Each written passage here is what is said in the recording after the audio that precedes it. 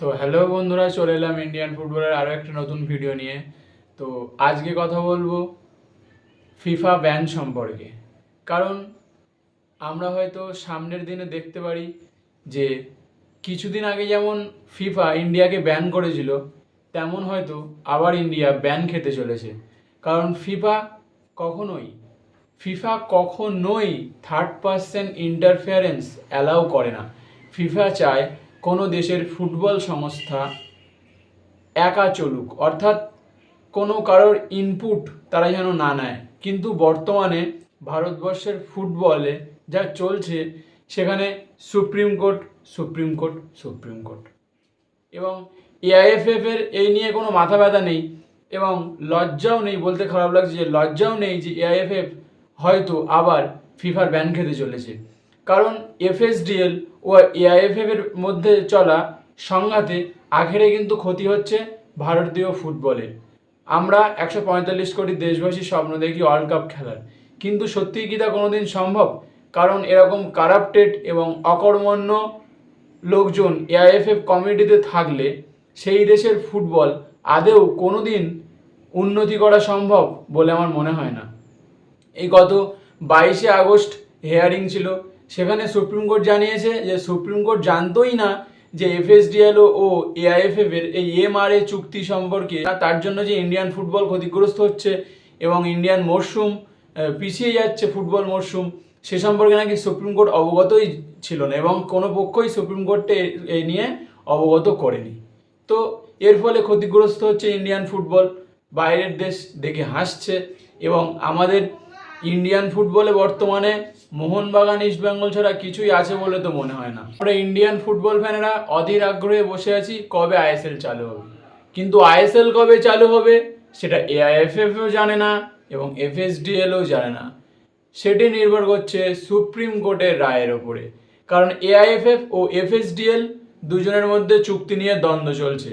কারণ এই বছরে এআইএফএফ এর সঙ্গে এফএসডিএল এর চুক্তি শেষ হয়ে যাবে এবং এফএসডিএল নতুন চুক্তি করতে রাজি হয়নি। কারণ এফএসডিএল বলছে যে বছরে 50 কোটি টাকা তারা ভারতীয় ফুটবলে বিনিয়োগ করবে না, এবং তাদের এর পিছনে যুক্তিও আছে। কারণ ইন্ডিয়ান ফুটবল বর্তমানের যে অবস্থা, শুনতে খারাপ লাগলেও মোহনবাগান, ইস্টবেঙ্গল ছাড়া ইন্ডিয়ান ফুটবল বর্তমানে কিছুই না। কারণ ইন্ডিয়ান ফুটবলে না আছে ভিউয়ারশিপ, তার জন্য না আসে কোনো ব্রডকাস্টার। এফএসডিএল যেটা বলছে যে ইন্ডিয়ান ফুটবলে 50 কোটি টাকা দিয়ে তাদের লস হচ্ছে, মানে তারা কোনো রেভিনিউ পাচ্ছে না, তাহলে তারা কেন বছরে 50 কোটি টাকা দিয়ে নিজেদের লোকসান করবে? এবং আইএসএল এ সব থেকে ক্ষতিগ্রস্ত হচ্ছে আইএসএল টিমের ওনারগুলি। তারা বছরের পর বছর টাকা ঢালছে কিন্তু কোনো রেভিনিউ পাচ্ছে না। সুতরাং এফএসডিএল নতুন করে চুক্তি রিনিউয়াল করতে না করেছে। এফএসডিএল এআইএফএফ এর কাছে নতুন একটি চুক্তিপত্র রেখেছে, যা শোনা যাচ্ছে সেই চুক্তিপত্রটি ইপিএল এর ধাঁচে, অর্থাৎ ইংলিশ প্রিমিয়ার লিগের ধাঁচে। অর্থাৎ লাভ হোক বা ক্ষতি হোক, সেটা উভয়কেই ভাগ করে নিতে হবে। অর্থাৎ এফএসডিএল আগের মতো এআইএফকে আর 50 কোটি টাকা তুলে দেবে না। তারাও এআইএফএফ এর কাছে তারা বলেছে যে লাভ হোক কিংবা লস হোক, তার অংশীদার এআইএফকে হতে হবে। অর্থাৎ বিষয়টা তারা এমনভাবে রেখেছে যে 100%-এর লাভ বা ক্ষতির 100%-এর 40% থাকবে এআইএফএফ এর কাছে, 30% থাকবে এফএসডিএল এর কাছে এবং 30% থাকবে আইএসএল ওনারদের কাছে। এরকম ধরনের কিছু একটা চুক্তি তারা এআইএফএফ এর কাছে রেখেছে, সূত্র মারফত এটাই জানা যাচ্ছে। কিন্তু এআইএফএফ এই শর্তে রাজি হয়নি। কারণ এআইএফএফ এই শর্তে যদি রাজি হয়, তাহলে এআইএফএফ ভারতীয় ফুটবল চালাতে পারবে না। কারণ ফুটবল চালাতে গেলে পয়সার প্রয়োজন। ভারতীয় ফুটবলের কর্তা বর্তমানে কল্যাণ চৌবে, তিনি কিন্তু আশানুরূপ কোনো কাজ করেননি এবং তার টার্মে আশানুরূপ কোনো ফলও আমরা পাইনি। সুতরাং সময় এসছে ভারতীয় ফুটবল নিয়ে আওয়াজ তোলার। কারণ দিনে দিনে পরিস্থিতি এমন জায়গায় যাচ্ছে যে কিছুদিন আগেই আমরা ফিফা ব্যান খেয়েছি, আবার আমরা ফিফা ব্যান হয়তো খেতে চলেছি। কারণ ফিফা কিন্তু এই পুরো বিষয়টিকে মনিটরিং করছে এবং তারা ভালো চোখে দেখছে না। সো আইএসএল কবে চালু হচ্ছে এবং এফএসডিএল এর সঙ্গে যে চুক্তি, এই চুক্তি নিয়ে কিন্তু এই চুক্তির ভবিষ্যৎ কিন্তু অন্ধকার। মানে এমন কোনো আশার দিক দেখা যাচ্ছে না যে এই চুক্তিটি দুই পক্ষ নরম হয়ে দুদিক থেকেই মেনে নিয়ে চুক্তিটি যে সাইন করবে, এরকম কোনো দিক নেই।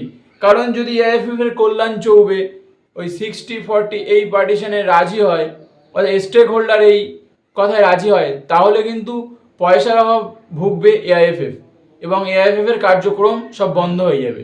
এই মুহূর্তে ভারতীয় ফুটবল ঘোর অন্ধকারে, কারণ এফএসডিএলও আর ওই 50 কোটি টাকা এআইএফএফ এর হাতে তুলে দিতে রাজি নয় এবং এআইএফএফও এফএসডিএল এর প্রস্তাবে রাজি নয়।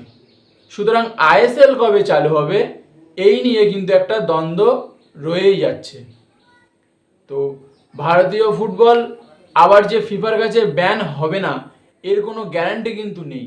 কারণ এই যে বারবার সুপ্রিম কোর্টে হেয়ারিং হচ্ছে এবং সুপ্রিম কোর্ট নেক্সট ডেট দিয়েছে 28 আগস্ট সুপ্রিম কোর্ট কী রায় দেন তার উপর ভিত্তি করে হয়তো আইএসএল এর ভবিষ্যৎ কী হবে তা নির্ভর করছে।